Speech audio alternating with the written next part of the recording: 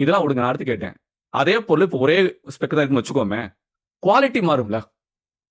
இப்போ ஒரு நாட்டுக்குள்ள ஒரு பொருள் இருக்குன்னா, அதிலே first quality, second quality, third quality, குப்பை குவாலிட்டி, விஷ குவாலிட்டின்னு இருக்குல்ல. அப்ப அவங்க கொடுத்த ரேட் என்ன குவாலிட்டிக்குன்னு தெரியுமா? நீங்க வச்சிருக்க அந்த குவாலிட்டி என்ன? அதை நீங்க மேட்ச் பண்ணீங்கன்னு தெரியுமா உங்களுக்கு? நான் கேட்டேன். அவருக்கு மண்டை கிறுக்குன்னு வந்துருச்சு. ஐயோ! என்ன இவ்ளோ சொல்றீங்க? இவ்ளோ இந்த விஷயத்துக்குள்ள இவ்ளோ இருக்கா? அப்படின்றாரு. லாஜிக்கலா யோசிங்க. இப்ப நான் சொன்னது இருக்கா இல்லையா? ஒரு விலை ஒருத்தன் குடுக்குறான், அதை விட நான் கம்மியா குடுத்தா எனக்கு ஆர்டர் கிடைக்கும்னு சொல்லி எவ்வளவு பெரிய பைத்தியக்காரத்தனம், முட்டாள்தனம். அவன் என்னத்துக்கு அவன் ரேட் குடுத்தான்?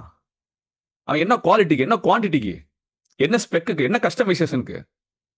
எதுவுமே தெரியாது. ஏன் இவன் இப்படி கேட்கிறேனே, இப்ப நான் இப்போ ஒரு கிளையன்ட்டுக்கு நான் கொட்டேஷன் குடுக்குறேன்னா, ஒரு ஆர்டர் வாங்க போனானா அவனுக்கு ஒரு மாரி ரேட் குடுப்பேன்.